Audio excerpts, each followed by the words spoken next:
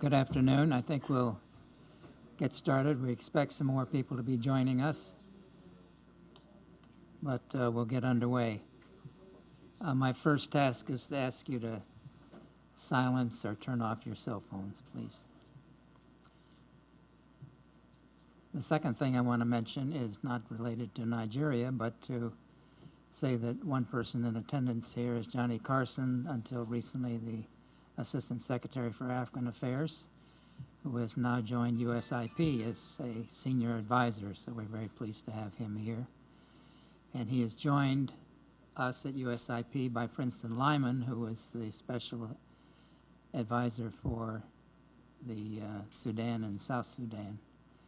And Princeton couldn't be here this afternoon, but we're delighted to have both of these eminent officials and scholars to join USIP. But our topic this afternoon is Nigeria. Nigeria is in a state of crisis.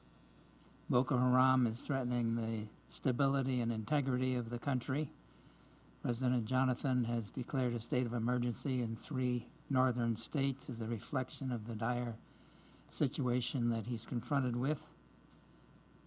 And while this is the subtext of any discussion of Nigeria today, we're going to focus on 2 other issues, not on Boko Haram specifically. And they are different, but they're not unrelated. The first is the situation in the Niger Delta.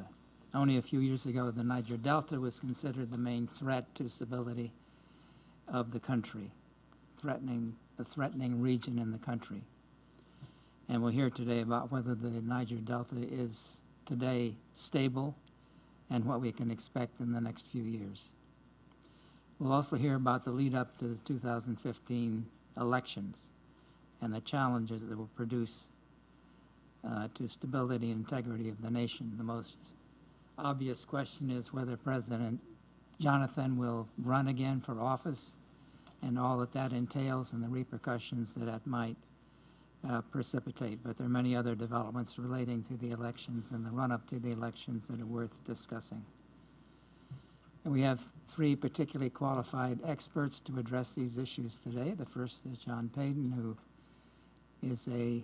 holds an endowed chair at George Mason University, has been working on Nigeria, particularly northern Nigeria for nearly 50 years, and is highly regarded both in this country and in Nigeria as an expert on the country. He's written a special report on the run-up to the elections, and the reports, both these special reports, are available on the table outside. You may have seen them as you come in. Secondly is Aaron Sayne, who has his own consulting business and who focuses particularly on Nigeria and is frequently a visitor to the country and is highly regarded for his insights on the country. And he's written a special report on the Niger Delta, which he will discuss today. And third, as a discussant, is Peter Lewis, who is a professor at Johns Hopkins SAIS and director of the African Studies program at SAIS. And he's been a long-time observer of Nigerian affairs and is widely regarded for his understanding of Nigeria in all its complexities. So we'll start off with John. Thank you, David, and thanks to USIP for the opportunity to discuss this fast-moving topic of elections, parties, parties and regional conflict.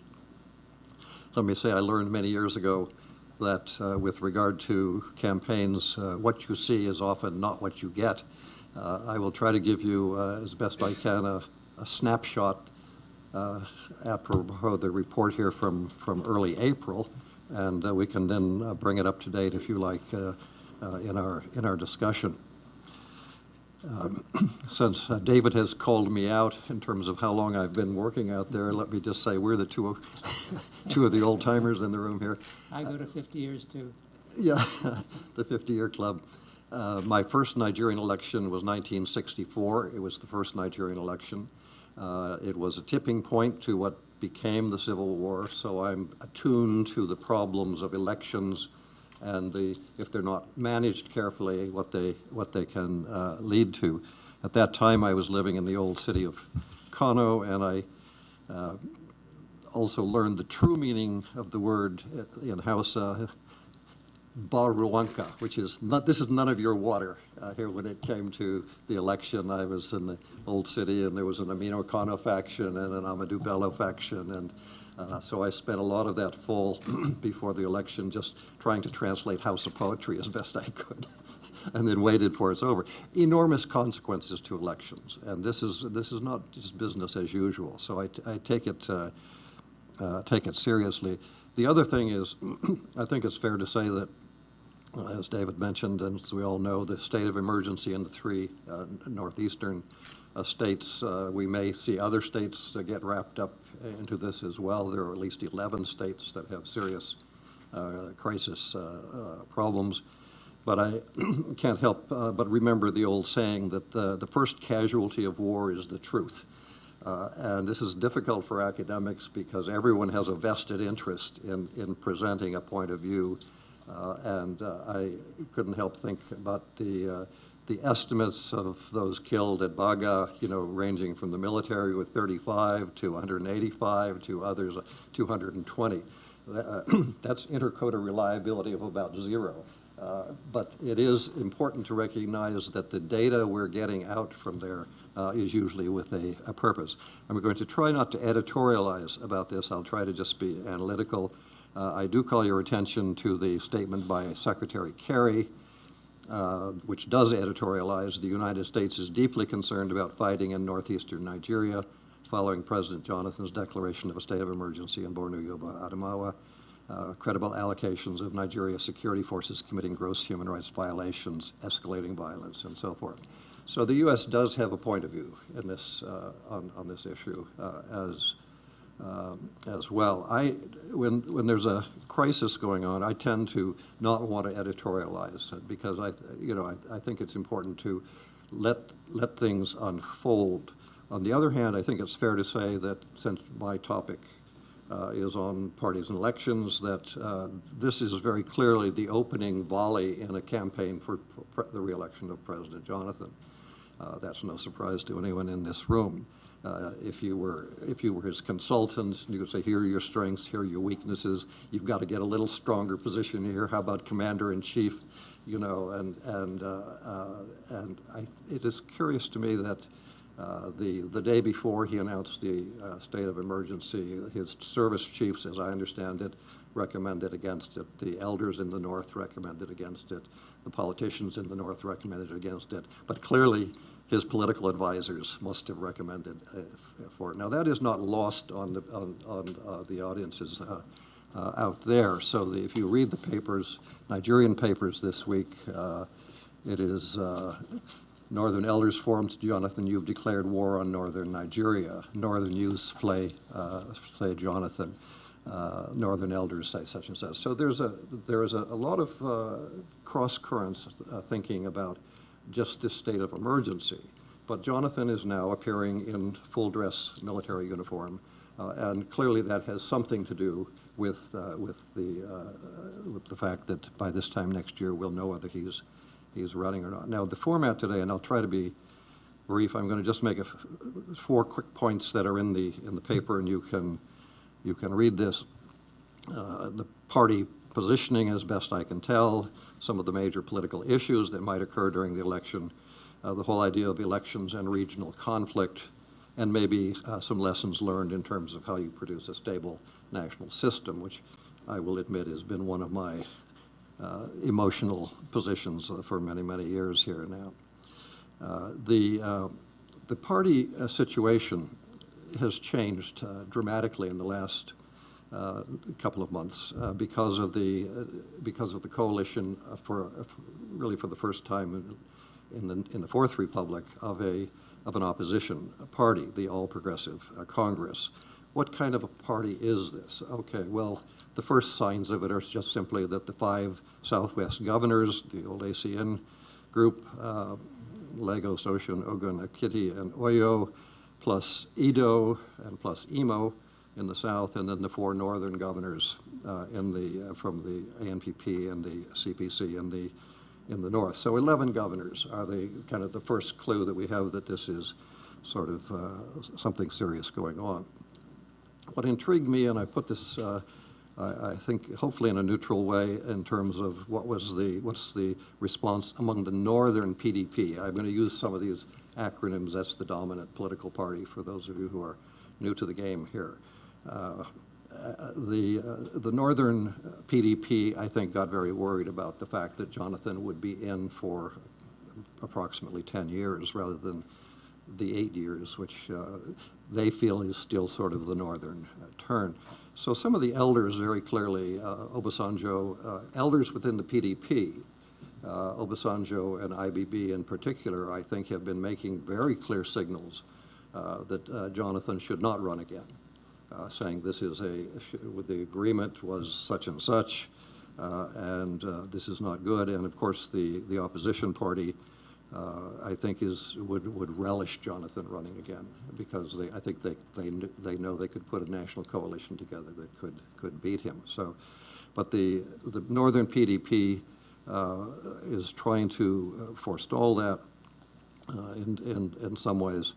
There are others in the north and a large number of the governors who say the last time around Jonathan agreed to only a one term. You know, he came in because of the death of Yar'Adua, the president. There, and so they're waving that up as saying, you know, stick to your agreement. And the other, the third sort of element for the northern PDP is possible northern candidates. As far as I can see, you know, 15 out of the 23 PDP governors in the country are from the north. And I do not believe for a minute they're just going to sit back and sort of hand it over to Jonathan. Say, okay, well, go for 10 years, who cares, you know. Sort of thing. So virtually all of, well, at least 11 or 12 of them are trying to be very delicate. It's a delicate dance because this is where what you see isn't what you get, sort of thing, because they don't want to challenge him directly, but at the same time they're putting coalitions together and exploring possible southern running mates and so forth. So that's on the northern PDP side. So the new opposition party, APC, northern PDP, and then the Jonathan faction. I don't want to just say it's just the South-South, but that's the most obvious component to it. And I ticked off a few things that they have been trying to do. They, first of all, got the courts to say that he is eligible to run. I mean, that's critical. So the Constitution, you know, says you can run twice.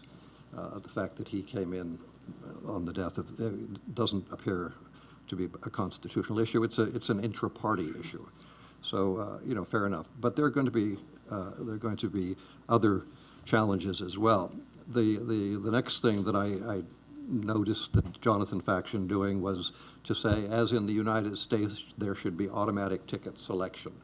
That is, you don't have to contend in a primary if you're the incumbent. This could apply to both president and could apply to governors. The ready response by those who have studied at our universities are, of course, the Americans challenge them.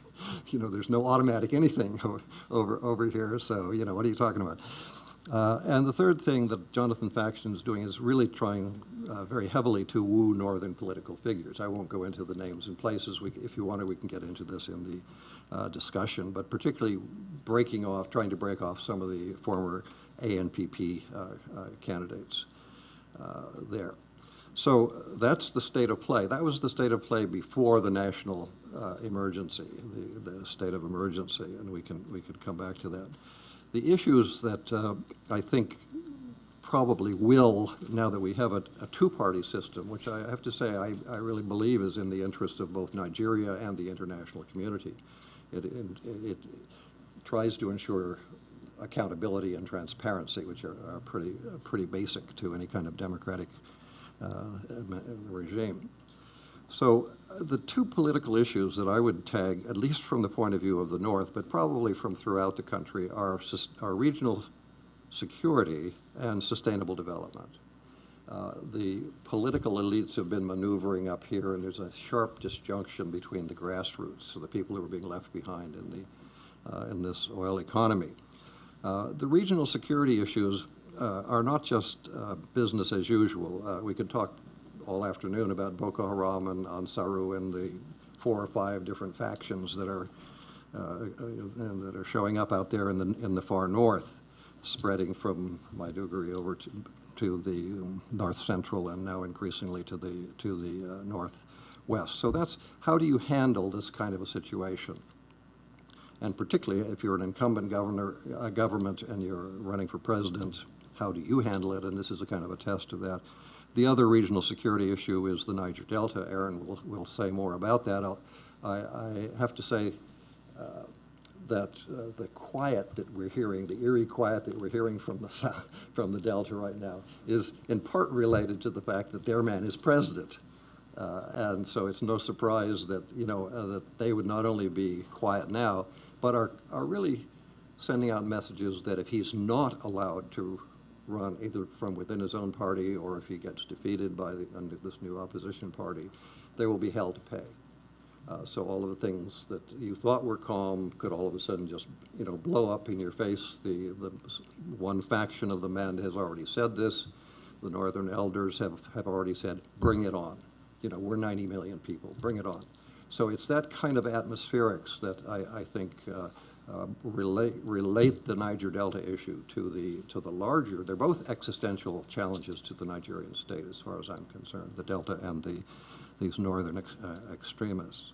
On the sustainable development issues, I make the point in here about regional disparities, and you can read that the North has clearly been left behind. This is partly by design, I dare say, and partly just because who's going to invest in an area where there are the kind of deep rooted security issues that are out there. So how you get education and jobs and economic investment in this kind of an environment is a real challenge.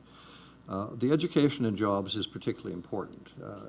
I've actually seen documents with 10 million Quranic and Ilm school students associated with the different schools that are throughout the North. And I know that the people in the university world out there are very concerned as to how you link up those kids who doing their religious studies and then have no place to go in terms of jobs and so forth. So that's a particularly educational challenge in the at the sort of grassroots level.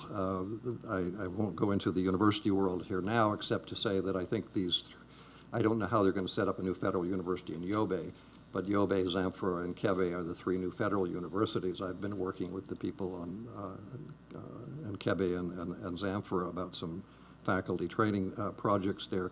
You do need to keep things going at that level as well, but then you've got to make sure there are jobs at the other end of the tunnel.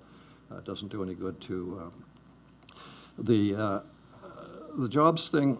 I have to remind our distinguished ambassador, Johnny Carson, here, that when he was speaking at CSIS about this time, April of a year ago, if my notes are correct, he was calling for something like a Marshall Plan. Not to put words in your mouth. Well, we all clapped and we thought, it's about time. Marshall Plan for the North.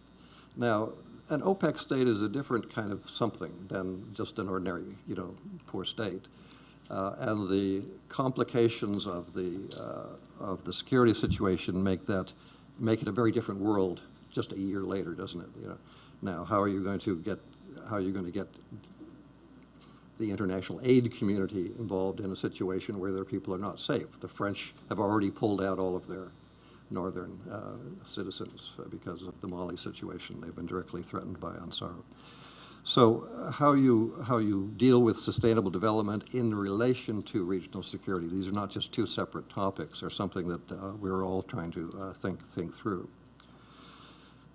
So we can talk more about those political issues for the campaign, but what I want to kind of wrap up with is elections and regional conflict. I've commented on how elections, at least in the first election, the 64-65 election, did result in junior officers trying to assassinate and trying to get, and of course that produced backlash and then backlash, and the next thing you know, there's a civil war going on. That's the historic marking trauma of the Nigerian state, and I've mentioned that.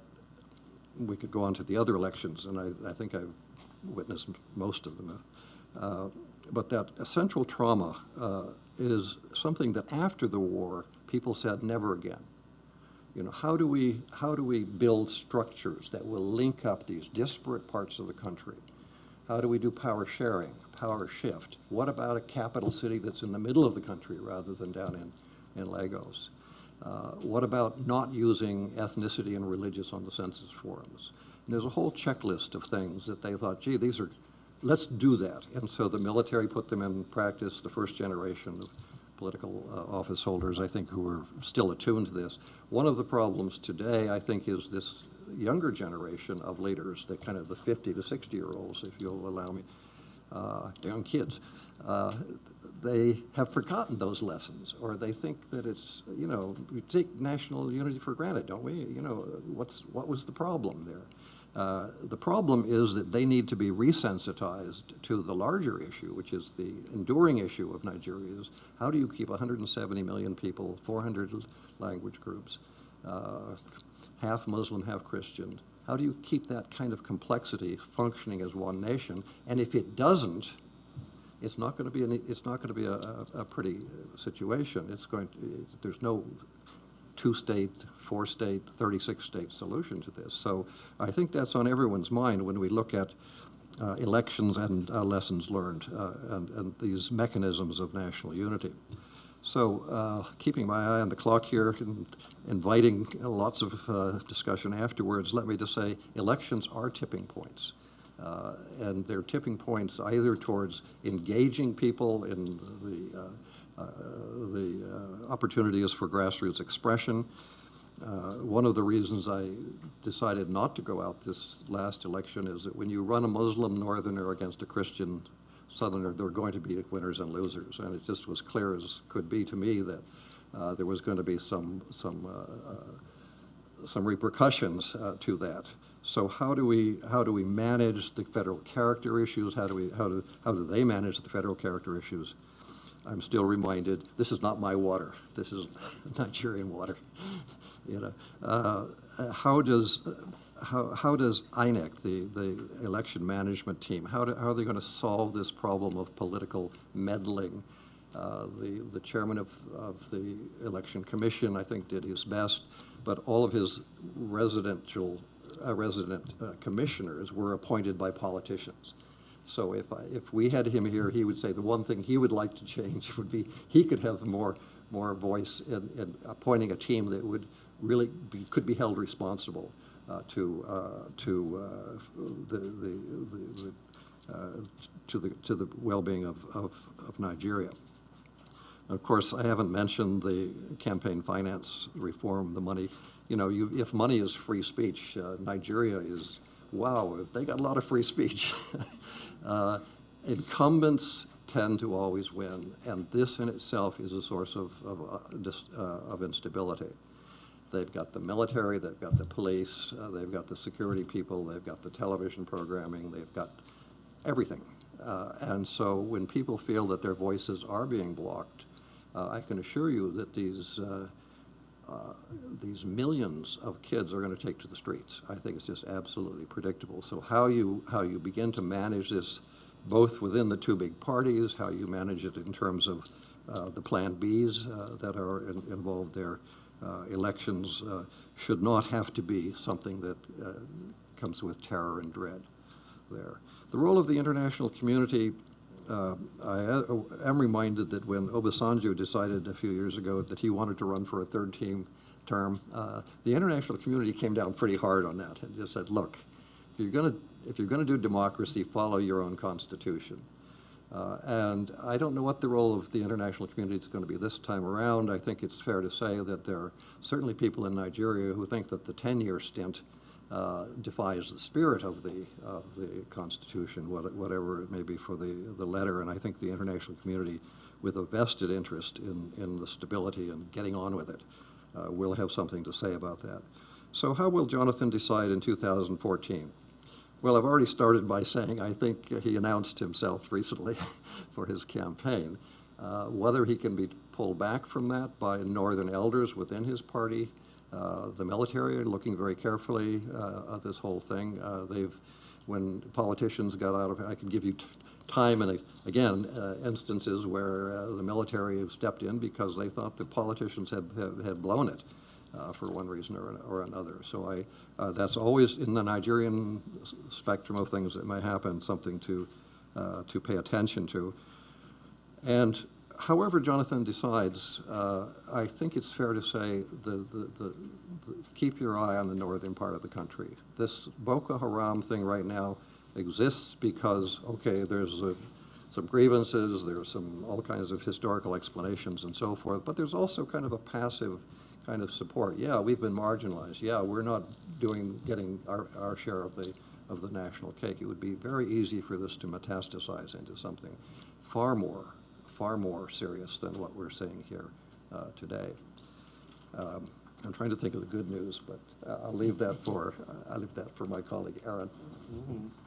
Aaron, go ahead. Thank you, John, and thank you, David, both for sponsoring the two of us for writing these papers and for having this event today. So I was pretty intimidated to have to go after John, but then I felt better because I realized that he and I both had an equally impossible task of talking about what's next. So I figured, well, if he's in the same place as me, maybe it'll be a little easier. So I had to talk about what was next for security in the Niger Delta alone. That was my task. I've spent some years, going back and forth and looking at security issues there and also issues in the oil sector, which are, end up being very closely related. I was happy to take on the assignment. Number one, because it was just a good opportunity to remind folks in a town like this that the Niger Delta still exists, and that it is still something to be worried about, because I think to some degree people have gotten out of the habit of thinking about what's going on in the Niger Delta, and also just are probably glad to be out of the habit of thinking about what's going on in that place. Basically, it's in the paper in more detail, but what I concluded was that there were two main sort of flashpoint scenarios where the situation in the Niger Delta deteriorated into, more pronounced conflict than we've seen over the past 4 years.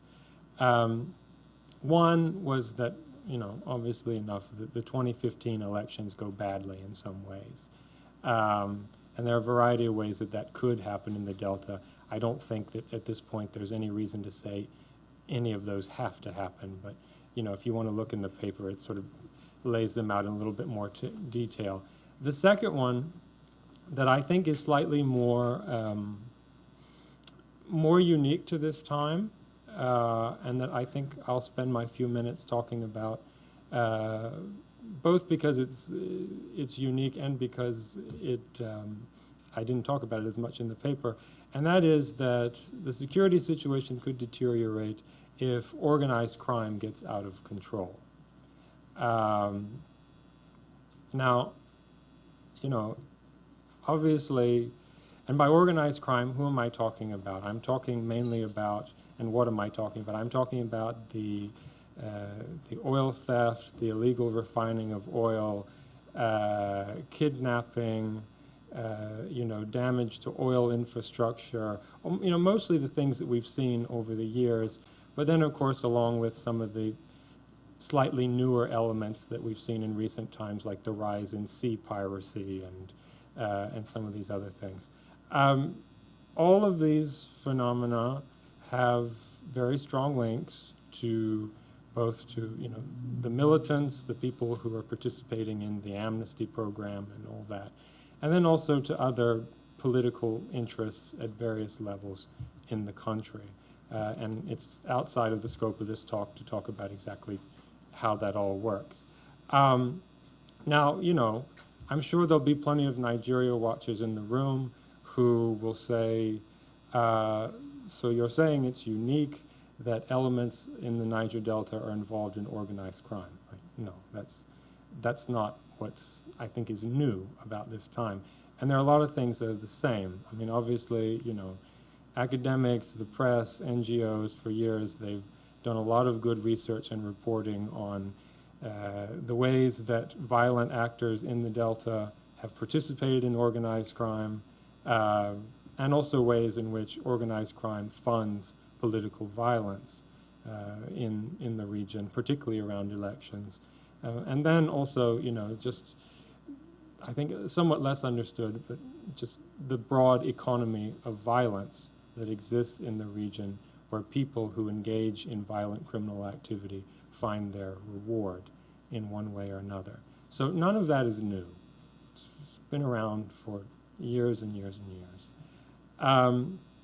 So what do I think is new about this time? Partly just because it's a Southerner's time to rule the country and to sit in the villa. I think it's fair to say that organized criminal elements have worked very hard to have more access to government, to have more direct, to be able to go and speak directly to government rather than to have intermediaries speak for them. And this has been partly a necessary byproduct of programs like the amnesty program, where you suddenly find that you do have these more direct channels of communication open between violent elements from the region and both the state level of government and the federal level of government. So you have more communication, more back and forth. The door is more open to some of these elements. Second, I think what's different is you have new or at least in some cases, increased sources of largesse from government. You have now, and this is not new to the last couple of years, this was going on before, but you have militants and other actors who are paid to guard pipelines, that are paid, who are paid to guard oil infrastructure. You have violent elements who have contracts now for certain aspects of maritime security and maritime surveillance. And then arguably you see violent interests, not just militants, but other political elites from the region who have a history of either involvement in violent crime or the willingness to use violence to advance their own interests, getting more involved in legitimate sectors of the economy and winning more government contracts, that sort of thing. And then the fourth thing that I think is a little bit different is you see violent actors having more formal positions in government. This is particularly the case at the state level, where you see people who've created serious mayhem in their communities or, demobilized militants or whatever, becoming the, whatever it is, senior special advisor for keeping his mouth shut or, whatever it is that they become. So there's a fair amount of that going on, but that's mainly at the state level. Then I think another thing that's new is that as a byproduct of this increased largesse and increased access, you arguably have some of these violent actors who have more influence over government, or at least that they think they do. When I was doing the research for this report, I would always have to ask the throwaway question, is Goodluck Jonathan going to run in 2015? And I think overwhelmingly the response I got was, he has no choice. Right? We will decide that. Right? He will not just decide to go away on his own. Now that may be completely out of touch with reality. I will pass no judgment on that. But at the very least, there are some violent elements that think that they have that level of influence. And then, I think the other thing that's somewhat new about this time that the paper talks about in more detail is you have transfers of wealth through the amnesty program, through some of these government contracts, what have you, turning some of these demobilized militant leaders into something that looks sort of like warlord type figures. That word is bandied around a lot. In the paper, I argued that this is people should use this word with a little bit of care, because there are a lot of ways in which these people, I think, actually don't look quite like warlord-type figures in other areas where we've seen them spring up, and they probably don't have the same level of influence as some of these other characters that we've seen from history. But nonetheless, they're bigger than they used to be, right? They have more contracts. They, go around Abuja and Lagos with free government security details. They have a greater role in organized crime.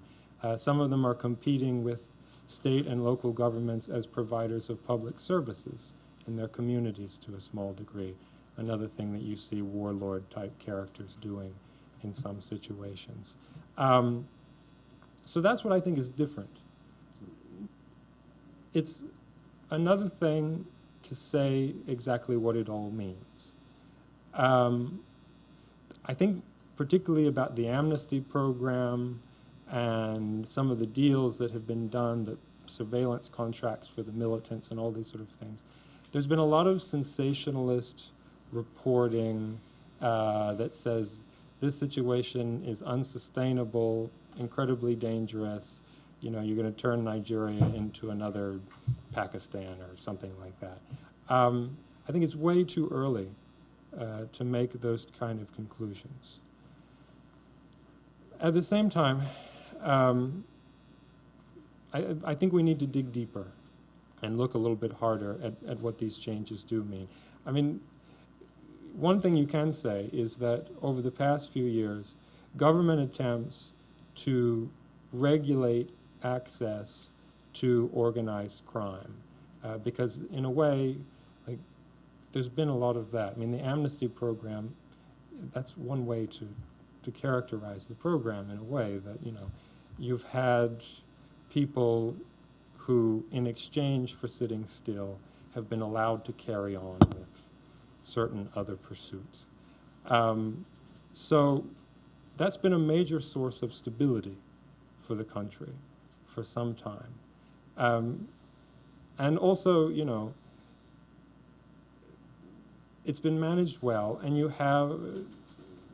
have, I would say, a certain, some actors that I talked to in government said, for this report said, basically the kind of Lyndon Johnson principle, right? That, it's better to have these people inside the tent than outside of it, because you can keep tabs on them and you can know what's going on.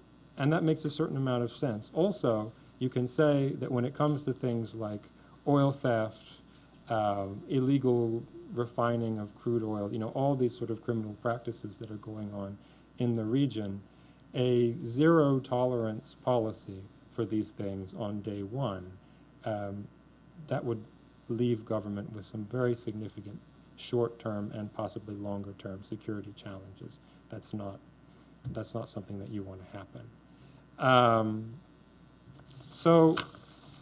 But then I guess in terms of the negatives, what this could mean going forward in the next 1 to 2 years, I think one thing that you have to worry about is, does the playing field become too crowded, right? Are there too many actors engaged in organized criminal behavior who are joining the game such that it gets a little bit out of hand? You may be seeing some of that with oil theft in the region already, and particularly the illegal refining of oil, where control of that business has become, it seems, has become very decentralized, and people can enter and exit, more or less easily. Obviously, there's some law enforcement that's shutting some of this down, but that, there's a steady proliferation of these kind of groups. So, what do you do with that? Does it eventually become too complicated to really keep a handle on? Then also, does some of this criminal activity in the context of an election season also become expensive? Right? I mean, oil theft is a good example. Right now, in a time of high global oil prices and high production for Nigeria over the last few years, you see government regularly going into savings and having to top up its monthly revenue allocations to the 3 tiers of government, because oil theft is pushing production down to levels where that's becoming necessary. And that's a really perverse outcome when, at a time when you should have, bumper production and bumper revenues. And, we all know that the election season in Nigeria comes with its own fiscal pressures. So, you don't want to add more just by, unregulated access to crime. And then I think the other problem that you could see as 2015 approaches is that loyalties among some of these criminal elements could become too divided. And this could particularly be the case where you have, in individual states in the Niger Delta, rival power centers emerging. And you're already tentatively seeing something like that potentially in River State, where there's a disagreement between 2 factions. And I think you could see it happen in Delta State, where there's a fairly decent chance that the PDP could lose the state in 2015. In that case, if you have rival groups, rival interests, who are trying to recruit support for poll day, then if I'm violent actor X, militant leader, local godfather, whatever, I'm going to be looking around and deciding who should I go with, which person is going to take care of me the best. And that creates all sorts of additional complications. History has shown, of the past 10 years, that can be difficult to deal with. So I don't know where all of this is going. I think it's too early to predict any of it. And, if you read the analysis that was done in the report, I just want to emphasize again that none of the trends or nothing I've described in this presentation, I think, are inevitable, and none of them have to inevitably lead to violence. But nonetheless, without some ingenuity, probably a lot of spending, and a certain amount of luck, these factors here could have a significant chance of leading to increased conflict in the next 1 to 2 years. So we just have to watch and see. Thank you. Thank you, Aaron. Peter? Thanks. Well, if Aaron was intimidated, just imagine how much pressure I'm under following both of these extraordinarily knowledgeable and insightful papers and individuals. One thing that occurred to me in reading these reports is the extended shelf life of these USIP special reports, because they have a great deal of contemporary relevance. They're very current, and they're easy to get through quickly today and gain a lot of insight into the current conjuncture. But when you come back to them in 2, 3, 5 years, as I often do, both on Nigeria and in many other areas where USIP works, I find that they hold up remarkably well, and they're very good in helping you sort of gauge where things have been at various junctures, what kinds of analytical problems have emerged, and where we are today. Even when, obviously, if you're engaged in the type of scenario building or prognostication that Aaron talks about, you're going to be speculative at best, and not everything is going to be right. But that's not really relevant. The question is, what are the analytical pillars here? What are the guideposts? And I think that both of these reports certainly set the right guideposts in the right terms, and will hold up very well as being very useful today. And I certainly commend them to anybody who wants to understand the situation in these regions and how it plays out nationally. And it's the national perspective that I want to turn to very briefly to try and address what both the implications of both of these very good papers. Today we see especially acute divisions and fragmentation in Nigeria.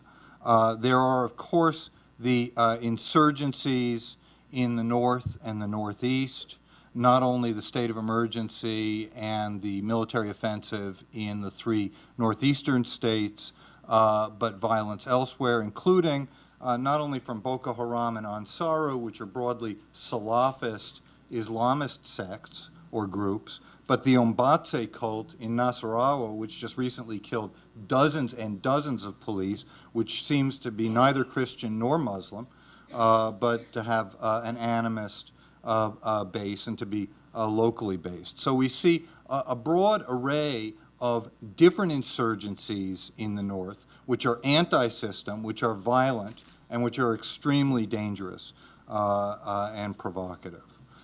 In the Niger Delta, as Aaron has laid out very well, we see a fraying and declining legacy of the amnesty program. The amnesty program of 2009 succeeded well beyond the expectations of virtually anyone.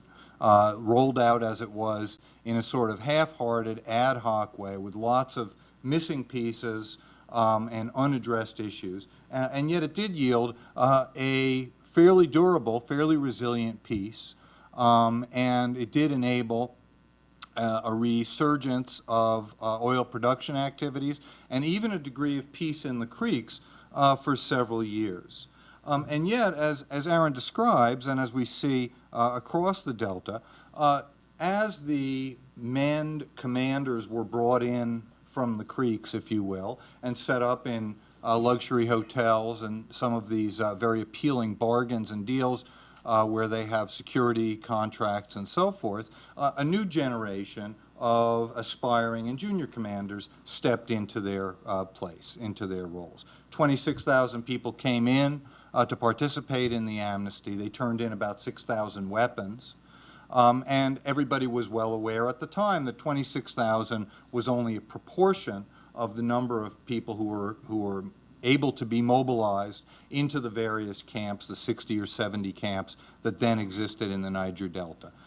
Judy Asuni and others have estimated as many as 75,000 fighters could have been mobilized at any given time in the orbit or the catchment area of the Niger Delta. So you got about a third of the fighters as a crude guess, and a fraction of the weapons that were then available. So weapons are available. The place is awash with small arms and light weapons, and there's an almost endless supply of young men. So a new generation of fighters and militants has stepped in. And as Aaron describes, this has really moved in the direction of both fragmentation, fewer strong commanders like Tom Polo or Ateke Tom or some of the other familiar men commanders, and it's been criminalized. This is largely now receded from an agenda of autonomy or rights or community resource claims in the Niger Delta,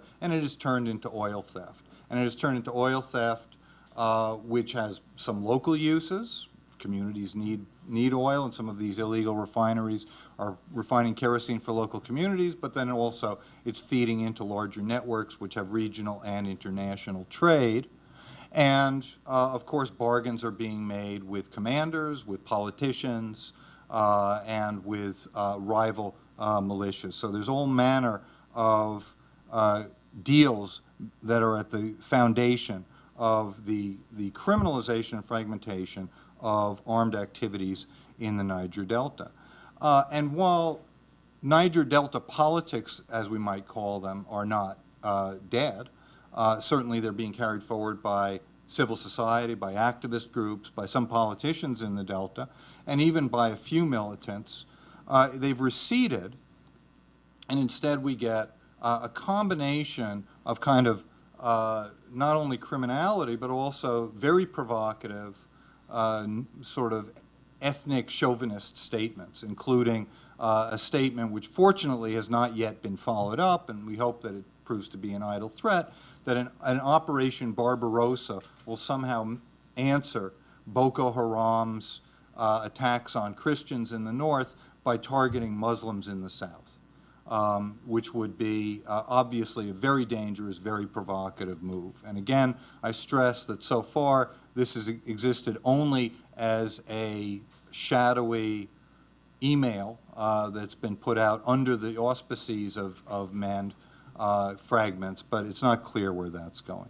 So you have an insurgency in the north, which has covered large portions of the northern states, and an insurgency in the Niger Delta, the heartland of oil production, which would seem to be, again, extremely threatening, challenging to certainly the revenue base and security in the region. You also have in the Jos Plateau an unresolved, still simmering ethno-religious conflict, which remains tense, which is the site of recurring violence and a major source of disturbances in the region.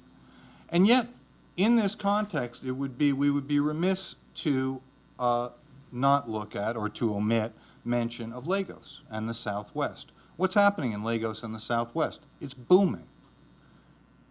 It's booming.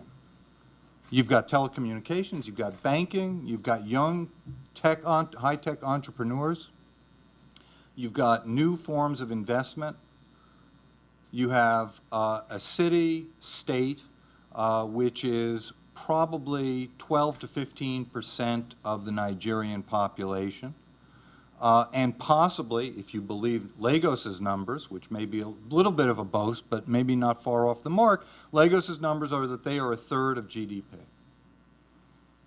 Now, they may be exaggerating. They may only be 18% of GDP. They may be doubling their share. But you don't have to listen to Lagos. Renaissance Capital and McKinsey say that they are poised to become the 13th largest economy in Africa if they were an economy, a national economy. And it's not just Lagos, but parts of Port Harcourt, areas such as Aba, which have some potential, parts of Onitsha, and other parts of the Southwest. So how do we put this together? How do we put together areas of stability, dynamism, civic politics, the emergence of effective governance, which we're seeing in Lagos and other parts, with large portions of the country that are outside the control, outside the sort of legitimate ambit of the central state? And the analogies that come to mind, I think, are useful here. That Nigeria, in many ways, is beginning to look, if it hasn't already been for a while, looking like Colombia, like Pakistan, like Mexico, Indonesia, Lebanon, countries where you have the juxtaposition within the same territory of a cosmopolitan, civic, adequate or sufficiently governed space, coexisting with regions, areas, segments of the population, which are sometimes in open rebellion against the state. There are secessionist claims in some of these other countries, not presently in Nigeria, and certainly areas that are outside of the control of the central government. So you have all of these things inside the same national space. I tend to resist the terminology failed state with regard to Nigeria. As we've seen in the Niger Delta in 2009, and as we are seeing today in the Northeast, the Nigerian security forces have the capacity to impose a rough stability in areas where there is insurgency. They do so at tremendous cost to human rights and violations and abuses toward the local population. They do so with great violence and often indiscriminately, but they are not unable to control the territory in a very general sort of way when the commitment or the initiative or the urgency is there. But it is equally true that while the JTF or the Nigerian security forces can be mobilized to quell insurgencies that have spun out of control, governance and legitimacy in those regions and more broadly across the country are greatly strained, and there is a fundamental failure of development and public goods. I recently was privileged to hear a paper by Ike Okanta, the analyst of the Niger Delta and Nigeria more generally, and he gave a very good analysis of what's happened in the post-amnesty period. And he talked about the differential capacities of the Nigerian state, capable of imposing a kind of stability in the Niger Delta, but utterly incapable of fielding any kind of development vision, any kind of reform of governance. So some capacities in some areas, but much less capacities in other areas. And of course, this problem of differential capacity, this problem of uneven capabilities, the lack of legitimacy, the failure of public goods, is fundamentally political at its base. John's paper and his analysis very well goes into the political challenges and the political problems that are at the root of the current crises, multiple crises in the current problems. On the one hand, you have profound elite polarization. Now, elite polarization has been a fact and a fundamental touchstone of Nigerian politics since the 1950s, certainly, and certainly throughout the post-independence period. But it's fair to say that in the rough and ready, to and fro bargaining that is an essential part of what I often call an elite cartel in Nigeria and cartel types of politics, that you have more polarization and more division and more fragmentation and differences and falling out today than we've seen, let's say, for a very long time. The second element, which is at the heart of this, is the fraying, the erosion of dominant party rule. From 1999, certainly through 2010, for the first decade or so after the transition to the Fourth Republic, the most recent democracy in Nigeria, the PDP, the People's Democratic Party, was moving steadily toward a near monopoly of power, steadily expanding its electoral margins, its control over this legislature, its control over the states.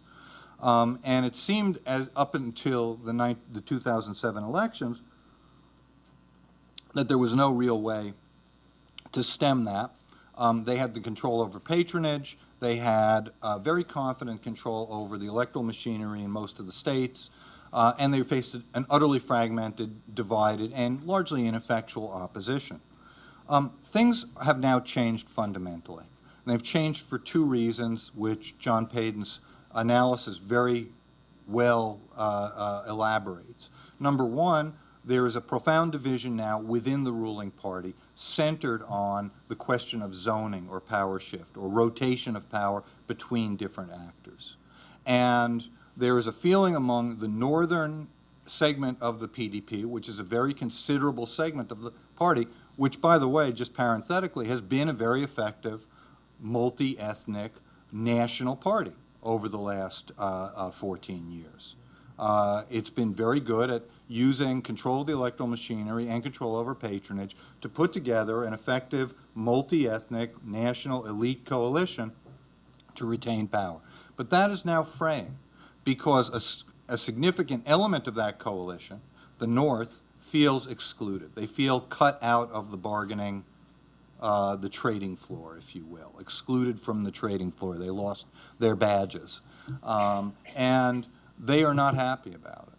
And so they are looking for a way to manage that exclusion. And the two possibilities they face are to successfully fight an internal power struggle within the party to prevail on the president, either not to contest or to effectively win the nomination for an alternate candidate within the party, or to defect and go to another party. Could be the APC. It could be one of the other 50 parties that are officially recognized and would be available as platforms to an opposition candidate.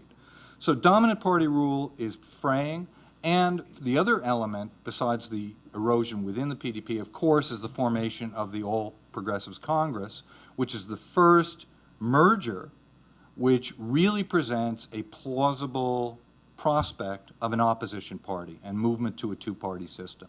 And John Paden's analysis really underscores this possibility of an emergent two-party system, which is just really emerged as a possibility within the last 2 or 3 months and is a very, very important part of the political landscape.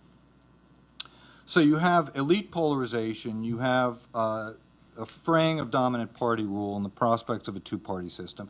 And then you have one other element here which has come up in the analyses in both papers, and really I think I want to just wind up or wind down with a consideration of this, and that is the extent of popular disaffection and just anger, frustration, and resentment toward the existing order, and the degree to which this is rooted in a generational shift. Nigeria's youth bulge is profound. The numbers vary, but if you take 160 million population as the sort of standard estimate of population, some estimates go higher to 170, but if you take 160 and you assume that 50% of the people are under the age of 16, then that's approximately 80 million people in a bandwidth, if you will, between 24 and 15, or 60 million people. It's a lot of people. It's a huge proportion of the population. And these are people who feel that their prospects are blocked. They don't have jobs. They don't have job prospects. There's not electricity. They have cell phones now. And so even more than before, almost everybody has a cell phone. They can see what's out there. They are aware and they can connect up through social media with a wider world. I said 160 million Nigerians. From my experience, I think 155 million of them are on Facebook. I think the actual number is about 5 or 10 million, but still it's very substantial. So people have access. So young people in Nigeria have an international access, even a cosmopolitanism, which is unique, but also there are many people who are entirely excluded from the system. They may have cell phones, but they're not literate. They don't have education. They don't have jobs. And so this comes out in a number of different discourses. You have the anti-establishment discourses of Salafism and true Sharia coming from some elements and some segments in the north. You had an earlier appeal of the sort of ANPP Islamist populism and the Sharia movement before that. From the south-south and the Niger Delta, you have resource control and the discourse of marginalization. And then in some of the cities, you have the discourse of the Occupy movement and the populist response to the attempt to remove the fuel subsidy. People who are saying, essentially from a civic perspective, not from a Salafist perspective, not from a parochial resource control perspective, if you will, but from a civic perspective, this government is stealing huge amounts of money, mismanaging the economy, not providing opportunities or public goods to us, and they're trying to balance the books on our backs. And it's entirely unacceptable. There has to be a fundamental change in the system. So you have a younger generation, new popular sectors coming in. You have the entry of, with Nigeria's growing and diversifying economy, middle-class politics. A substantial segment, not just people under, say, 20 or so, substantial segment of people from 35 to 55 or 35 to 60 who have made it to some degree. They have education, they've traveled, they have stable professional lives, and they're sick of their country stagnating. They want things to change and they see an opportunity. So all of these things are happening simultaneously. And so the question then, and I'll just conclude here, is whether viable coalitions can emerge in 2015 that will manage these tensions. The perennial elite bargain, as I mentioned, is failing. And so the Goodluck Jonathan candidacy, which will certainly go forward to some degree, whether it will culminate in a nomination, we shall see, will provoke fault lines of various sorts. There could provoke a northern defection from within the PDP. It will provoke an Ijaw and Delta defense, both rhetorically and as Aaron suggests, possibly in terms of armed provocations, although one would want to be careful about how well organized and how really effective those segments might be. There will certainly be party dissension within the PDP, and there will certainly be pressures and very likely electoral turbulence, though, again, I would strongly agree with both speakers and both writers that there's nothing inevitable about some 2015 catastrophe here, but certainly big challenges and big threats on the horizon. So the key questions that I'm looking at going forward, and I'll wind up here, are can the PDP establishment prevail on Good Luck Jonathan to step down? Will that happen? It's not out of the question. It is a possibility. It's something that you hear people talk about. You've got the northern governors on the one hand. You have people like Tony Aneni, the chairman of the board of the trustees of the ruling party, who is from the region, from the South-South region, and a past master at managing elections in a certain way. So you have different tendencies within the party, and there will be dialogue and dissension there. It is also happening in Nigeria's federal system that more and more governorships have gone to opposition parties. And so the PDP is no longer the de facto monopoly on patronage that it once was. Defection in those situations becomes much more of an option for opposition groups. For a governor to step out of the PDP orbit is no longer suicidal, either politically or in terms of patronage. For a community to step out of the PDP orbit is no longer suicidal. You're going to be out in the cold and so forth. And so in the patronage-based system of Nigeria, this is an important element. Then there's the question of whether the APC will have a stable coalition, by no means a foregone conclusion, whether INEC and the election administration will function credibly, and whether there can be more than just securitization, but some kind of developmental trajectory in the Delta and in the Northeast. But I've taken more than my share of time, so I'll apologize and stop there. Well, thank you, Peter, and the other two speakers. This has really been informative. I'll just add an anecdote to reinforce a point that all three speakers have touched on. We had a visit here last month from 4 very close advisors to President Jonathan, and clearly their message was Jonathan has to run because otherwise the Delta is going to erupt into violence to the point that the country will be ungovernable. And this they repeated endlessly, and clearly was their mantra, but it sounds like they may have convinced Jonathan of that as well. But let me open it up for questions. We have microphones on both sides. If you'd come and stand behind the mic, and I'll call on you in turn. Yes, go ahead. Identify yourself. And then. Well, thank you so much. My name is Aminu Gamawa. I'm a Nigerian lawyer and currently a doctoral candidate at Harvard Law School. I want to thank you all for your interest in Nigeria and for your commitment and dedication, particularly the United States Institute of Peace. I think you guys have produced a lot of literature that has been very useful to Nigerians in understanding what is happening in Nigeria. It's quite ironic. And I also want to thank Ambassador Carson. The last time we met was at Harvard. He laid out the Obama policy towards Africa. Now that he is retired but not tired, perhaps we will invite you back to speak more about your success and challenges. So my first question is related to, so what?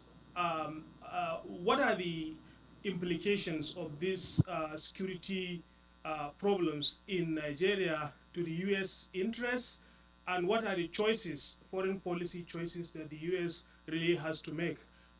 And I ask this in view of the fact that just yesterday I was reading that Obama is not going to Nigeria in his second trip to Africa. It means that there is something that is really going on that he is not really comfortable with. Secondly, I'm a Nigerian, but speaking as somebody who has been living all his life in the North, I am quite really disturbed by the fact that there is now emergence and proliferation of different sectarian groups online and offline that are foiling and making some incendiary commentaries. There seems to be no dialogue. And you mentioned that 2015 will be a tipping point. Perhaps if we continue in this line with these incendiary comments without talking to each other. It reminds me of what I saw in Rwanda, which people, it dehumanizes the sites, and the consequences usually are quite tragic. And I want to finish with one quick point about rule of law. The Nigerian government has been fighting the insurgent, but it seems that there is no legal framework within which they operate. Just yesterday, a friend of mine sent me a letter about the situation in the Northeast in particular. Lawyers are not allowed to practice. If they go, the military harass them. And this has really caused a lot of disaffection and communication problem and trust problem between the military, the security, and the local population. So how do we ensure rule of law amidst this very complex and very problematic situation, and what role, if any, can the U.S. play? And thank you so much once again for your interest in Nigeria. We really appreciate your service, and we thank you so much. Let's take one more. Pauline? Yes, Pauline Baker, President Emeritus of the Fund for Peace. I want to compliment the members of the panel for a truly excellent presentations. And raise just one point about other interest groups that have developed in Nigeria now that have a lot of influence. One is the business community. And Nigeria's economy now has made a lot of people very rich. And it's not confined just to the Southwest, although you're right, Peter, that region is booming. It would seem to me that the business interests would have some ability to operate as bridges here to negotiate some sort of multi-ethnic outcome, because they have a lot to lose. The second interest group are the unions. Trade unions, which have been very powerful when their interests are threatened, and whether or not you have any insight on the composition and its political influence of the unions. And finally, to get back to John's warning that we always have to remember that the military could have a role here in breaking the impasse if, in fact, those elite bargains that Peter talked about are not available.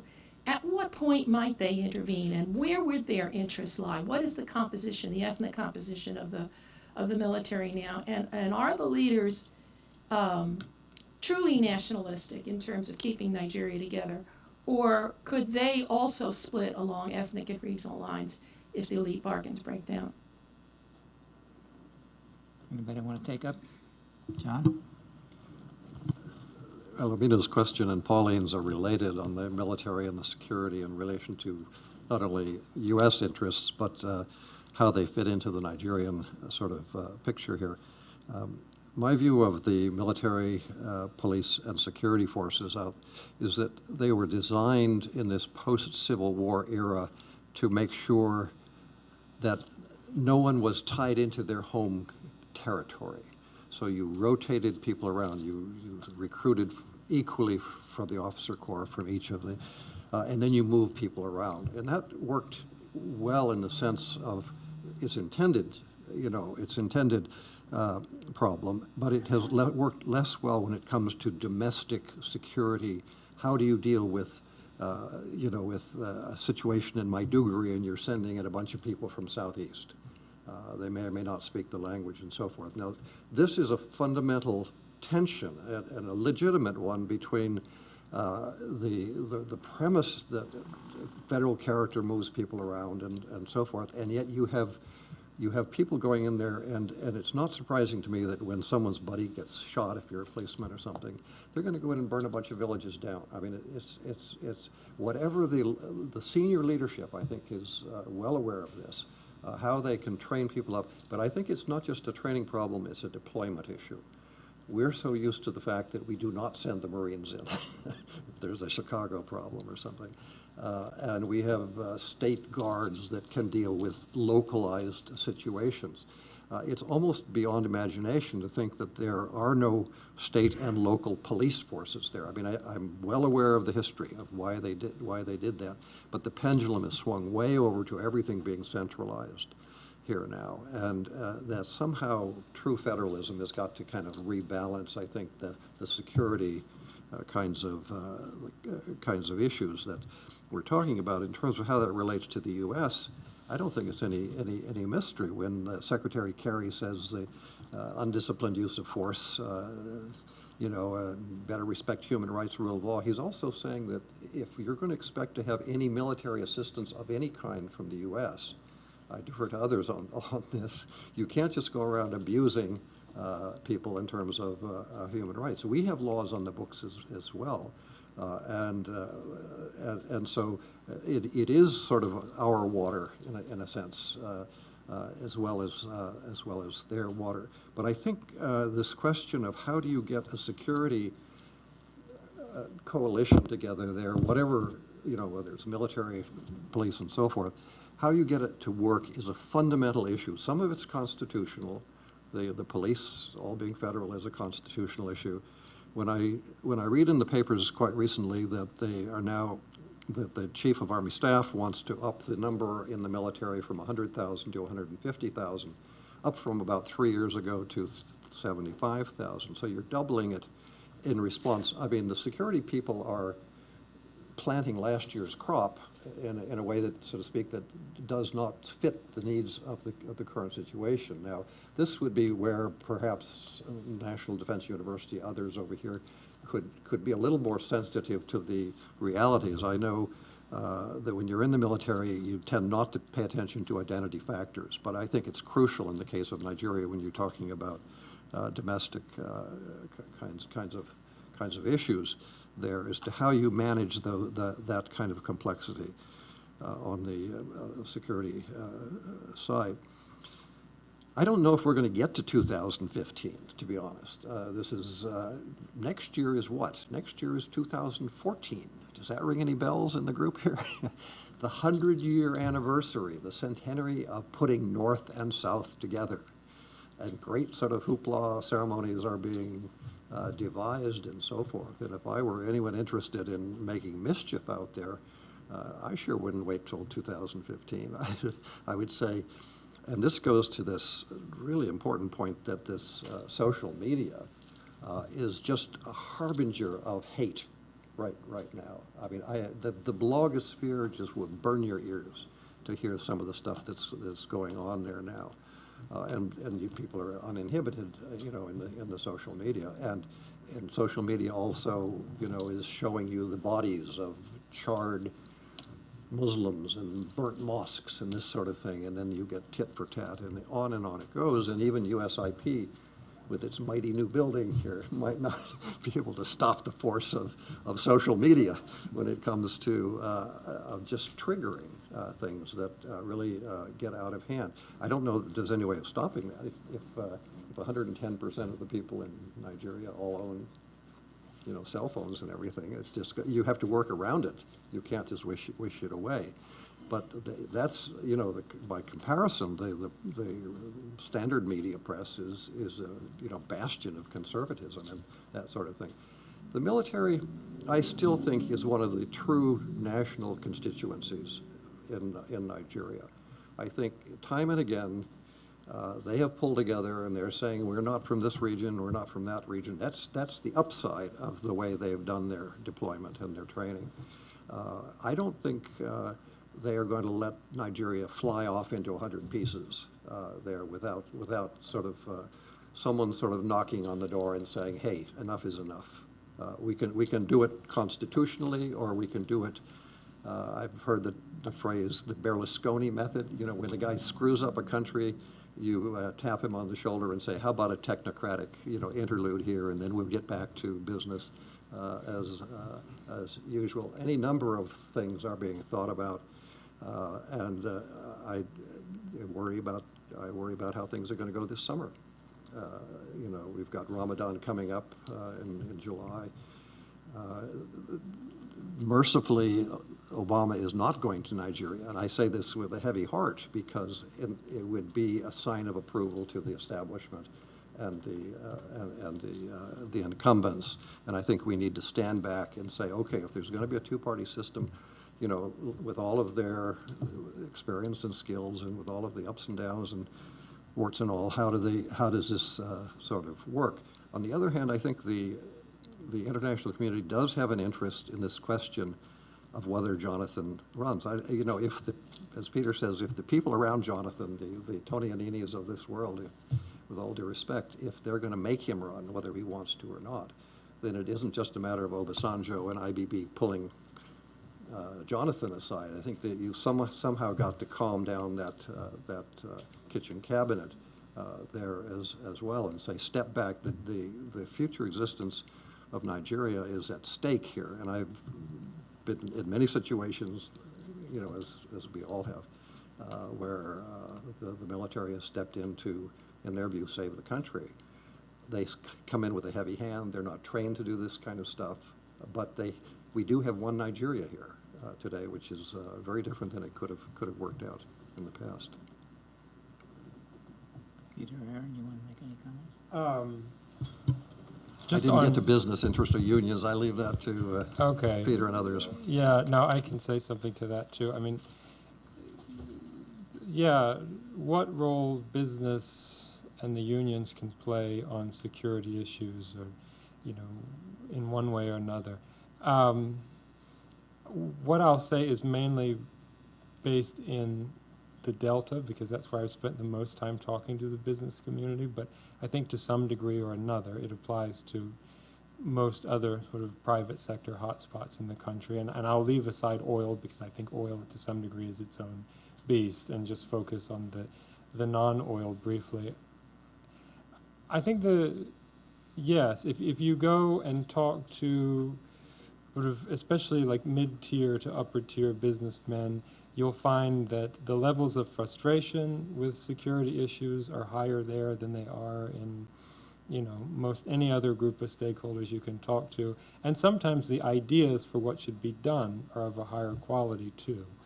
But then you have the problem of who goes first, right? Because the sort of self-made Nigerian entrepreneur, he's a pretty rare creature, right? And when you have past a certain level, and when you have a situation where, you know, most of the major security issues that you're dealing with in the country, they have pretty deep political roots to them, and you have those businessmen relying sometimes on those same political actors for security, for contracts, for all sorts of subsidies, both formal and informal, then, you know, there can be some pretty high transaction costs to stepping out, at least publicly, and saying, you know, we need to get something going here, and who's going to join me?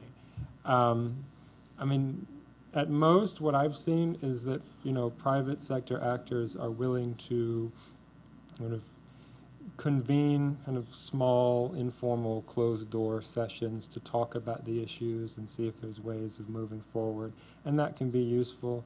Maybe if they have a certain level of political access, they're willing to go and talk to the governor or talk to whomever and say, look, you know, we really need to rethink this.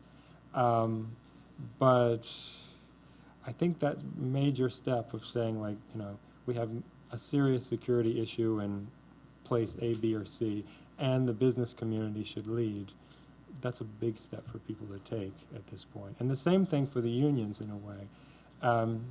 And I think, you know, again, what I would say is slanted partly to the Delta, where you see kind of the unions at their worst a lot of the time. But government, particularly at the state level, is so good at co-opting these organizations. And, you know, these are, many times, they can, depending on who they are, they can be underfunded, they can have all sorts of other issues. I mean, the main thing that I always say in the Delta, that you know when a union has made trouble because all of a sudden the new fleet of minibuses show up, or like the new building goes up, or like something's happened, and, you know, then all of a sudden people are quiet. So, yeah, I think there's a lot of good ideas floating around in the community, but it's just who's going to go? You know, who's going to take that first step? Peter. Real quick. So the implications of security for the U.S. government and the policy choices. I mean, his question is a very good one. Secretary Carson has departed, but I would both congratulate him on many of the successes of his tenure, but also the fact that he doesn't have to deal with this. It's very difficult to know. I mean, there's been a tendency for elements of the U.S. government to see this purely as a terrorism issue. And in the relationship between the U.S. government and the Nigerian government has set pretty clear limits in terms of what they think the U.S. role could be, and the limits of their own sovereignty. They've been quite assertive in saying, look, we'll handle this, and we don't want to go into an alliance with U.S. security forces or U.S. counterterrorism efforts as a way of approaching problems in the north. And so the United States is not going to put, politically there's no element of pressure to put boots on the ground. Politically, there's no real capacity or pressure to try and push the Nigerian government farther than they say they're willing to go. So I think at this point, the parameters are being set in Abuja, and they're saying, you know, maybe there's a sharing of intelligence, maybe there is there's been a foreign terrorist individual prescription against Abu Bakr Shekau and others who have been head of the most militant factions of Boko Haram. But I think that's pretty much where we are and pretty much where we will be. As far as the domestic element, if only we knew what the ethnic composition of the Nigerian military is. This has been, since Robin Luckham told us, I think we've lost that for the most part. But it is interesting to me to note that Mali is an interesting sidebar to this, but a good indicator of what's going on with the Nigerian military. The Nigerian Armed Forces first committed, I believe, to 1,200 to 1,400 peacekeepers in Mali, then downgraded that to 300. And part of the reason was because they were committed already in 33 of the 36 states.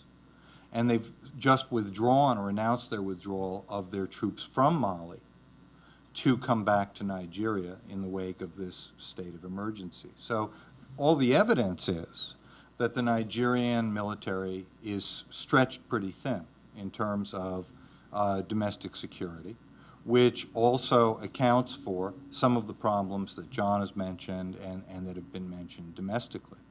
I should just make a clear acknowledgement in terms of my own personal view and what I'm reading from Nigerians, which is that most Nigerians, north and south, clearly acknowledge that things had gotten out of hand in Borno and Yobe and Adamawa states, and that the killings, that no credible government would allow killings of police and military and religious groups and terrorization of local communities to the extent that things had descended to in the Northeast. So on the sort of prima facie legitimacy of a state of emergency and some kind of security response is acknowledged by virtually all Nigerians.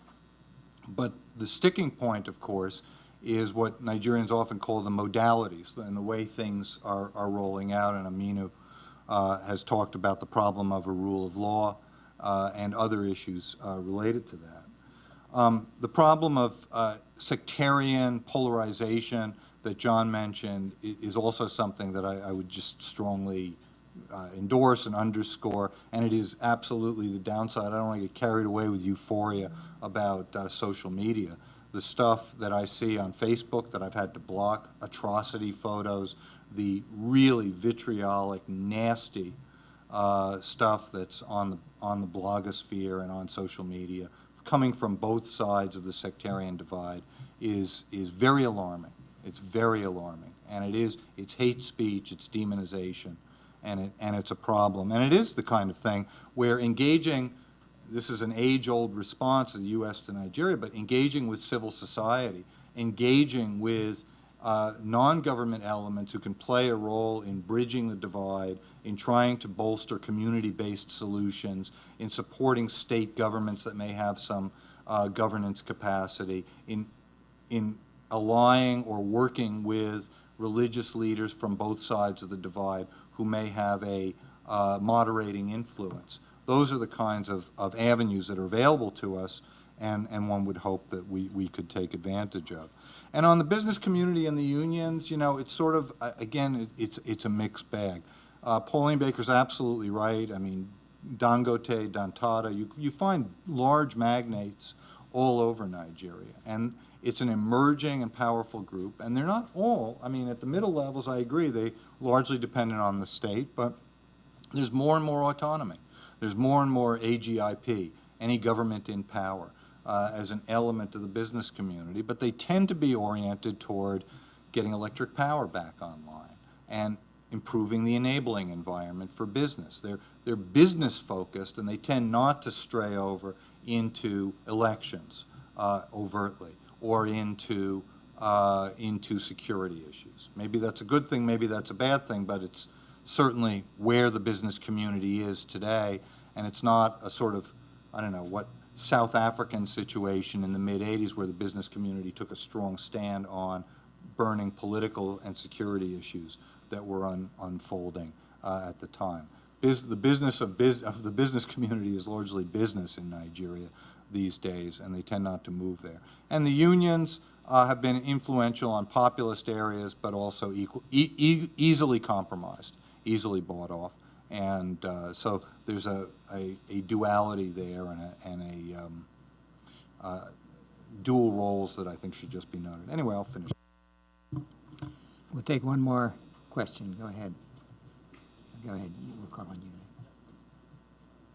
Okay, my name is Ernest. I'm a PhD student at George Mason University. Okay, I have two comments, not questions. So the first is I just want to recall what my professor Payton had in his paper, in which he said that next year is Nigeria's 100 years of the merger between the North and South. So I believe that it's an interesting point, because looking at what is happening in Nigeria today, I begin to wonder, maybe history is going to repeat itself, or maybe the reverse might be the case. Because looking at what is happening in Niger Delta and with the politics, especially with the threat from the Niger Delta, that if Jonathan doesn't win the election in 2015, that Nigeria might be history. Well, it will be difficult to predict what will happen. But knowing that next year is Nigeria's 100 years of the merger between North and South, so the threat should not be taken lightly. Then again, another point again is, as a PhD student researching on terrorism in northern Nigeria, I begin to wonder what happened to the amnesty committee that was constituted to negotiate with Boko Haram. With the emergency rule in the north, does it mean that the amnesty committee maybe have winded up their work or have been sacked? So what happened? So I'm still trying to answer that questions. So what I discover as a Nigerian is that at times when we come up with a program, we don't follow it to the end. Why must the amnesty committee be constituted just so a few weeks before the emergency rule? So those questions need to be answered. Thank you. Mary? I'm going to call on her. Oh, okay. Hello, my name is Mary Mever. I'm with the School for Ethics and Global Leadership, and I was also born in Nigeria. I was wondering if any of you could speak more to bridging the gap between the urban centers like Lagos and more rural areas, and if there was a way to get the wealth to spread more evenly throughout the country. Thank you. Yes, go ahead. My name is Alicia Bettig. I'm from Monitor 360. This question is for Dr. Paden. You know, in reading the Nigerian press today, we see a lot of calls for unity, more unity among northern leaders, especially after Jonathan's abandonment, perceived abandonment of the zoning agreement in 2011.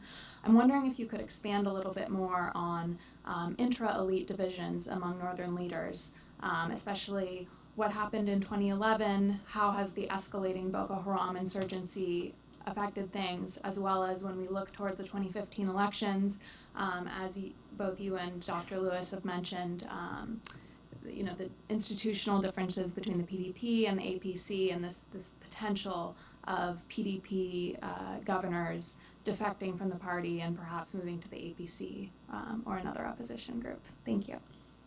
We close at 9 o'clock tonight, too. Go ahead, John.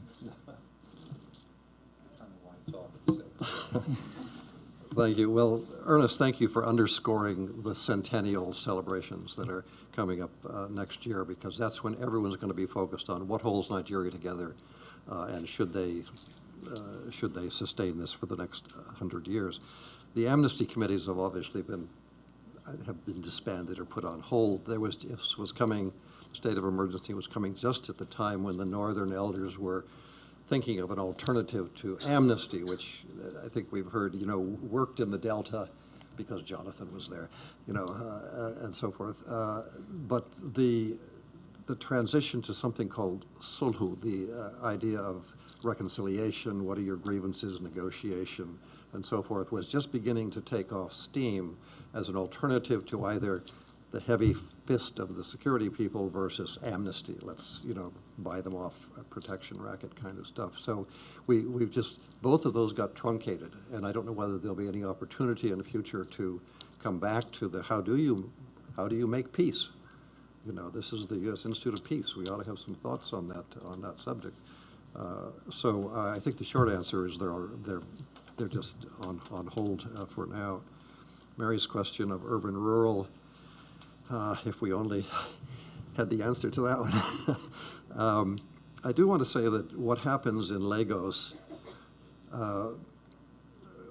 is there are kind of various, bubbles of growth, and the Southwest and Lagos Ibadan corridor is certainly one of them. International money comes in, it goes into the stock market. You don't have to, you go to your hotel, you don't have to do much beyond that, and then you get on a plane and leave, and you've got a good governor there, no question. And the fact that good governor, Fashola, also happens to be, a key person in this new opposition party.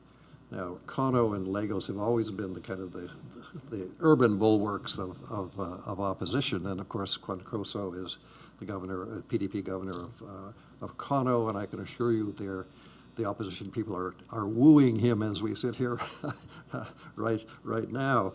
But then, urban centers aside, Kano is just I heard it described as a tale of two cities. Kano versus Lagos. Who's going to invest in Kano? And you've got also the textile industry has died because of the Chinese imports.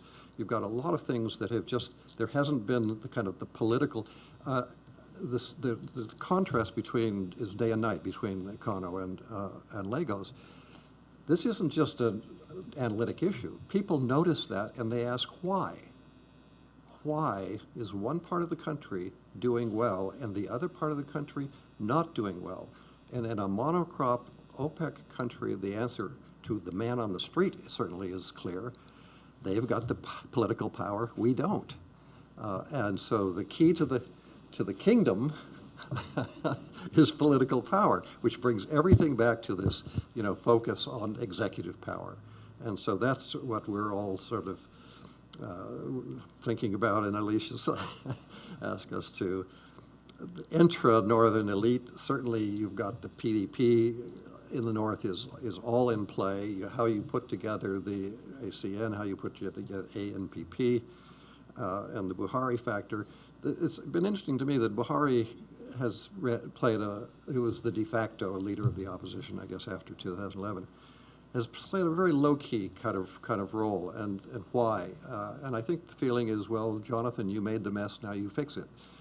To be a little bit glib about it. What I hear him saying more recently is, if executive power has gotten so out of hand here, who can check that? It's got to be the National Assembly.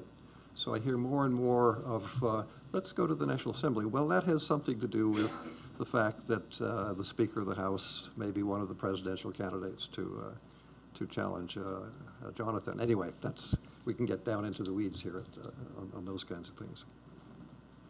Anybody else? I was just going to say, just on the question of how you even out wealth distribution in the rural versus the cities. I think one of the things that everybody needs to stop doing is expect there to be any state-driven solution to this problem.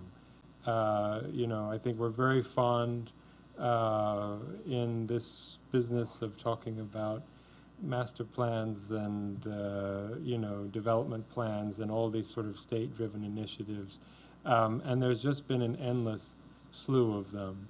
I think the only answer that I know to the question is that government's role is limited to solving a few basic infrastructural problems, turning the lights on, which is no easy one in and of itself, as many people know. Maybe building some roads and maybe building some transport infrastructure, although for a lot of sort of small to medium-sized businesses that wouldn't even be an issue. And then providing security. Now that's already a mouthful, I know. But after that, in terms of how you connect the rural and the cities, you have government do those few things, it gets out of the way, and then the private sector figures out, how to link those things up, because they're the ones who have the actual pragmatism and the incentives and the understanding to do that. To have government continue to say that it's going to do it is just silly, and that's all I know. Yeah, finally, I would say I agree with that. I mean, how to distribute wealth in a petrostate. The simple answers, or the simplistic answers, are diversification, and particularly an emphasis on agriculture. Where are Nigerians currently employed? Where are their livelihoods? Overwhelmingly, 88% of Nigerians from a recent survey that the World Bank did are in the informal sector, and they're in agriculture. 2% are employed in the private sector, in salaried jobs, 2%, and 10% are employed by the government.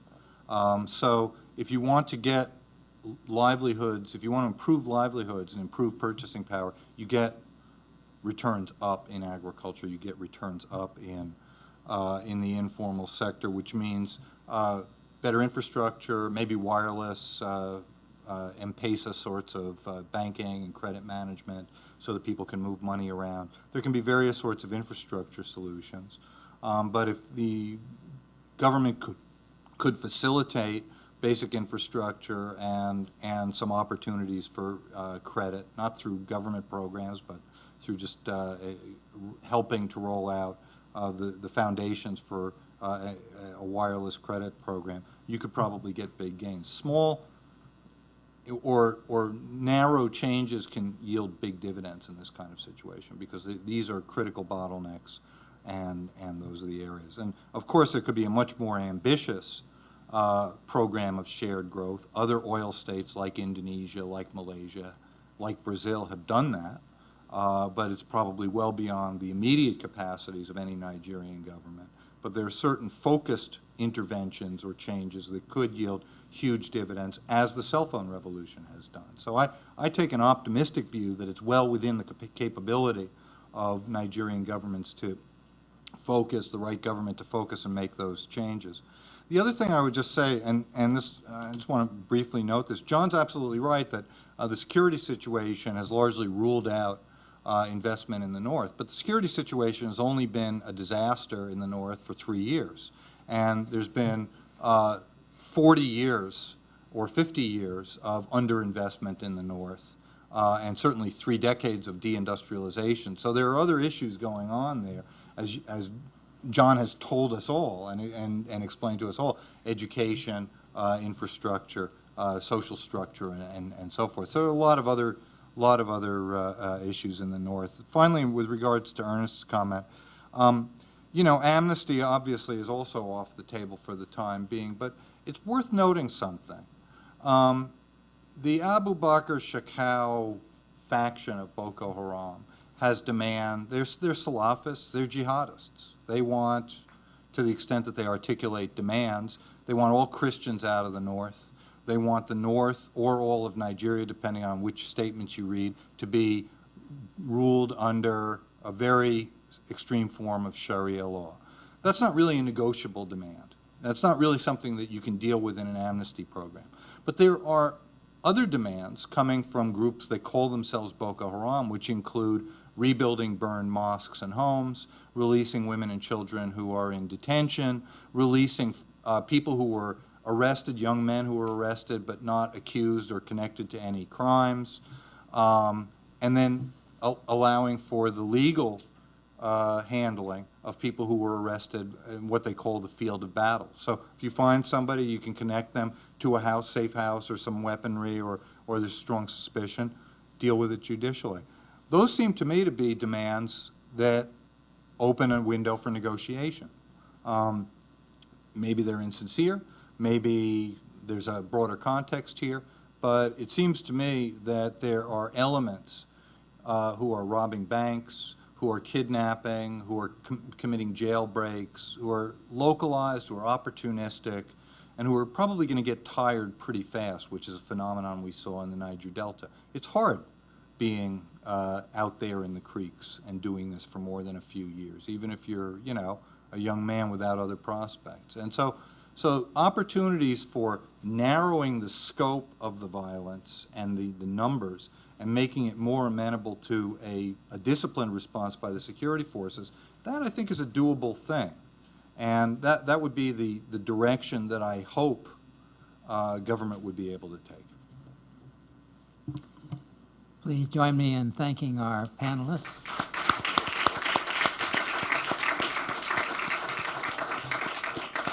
And thank you all for coming.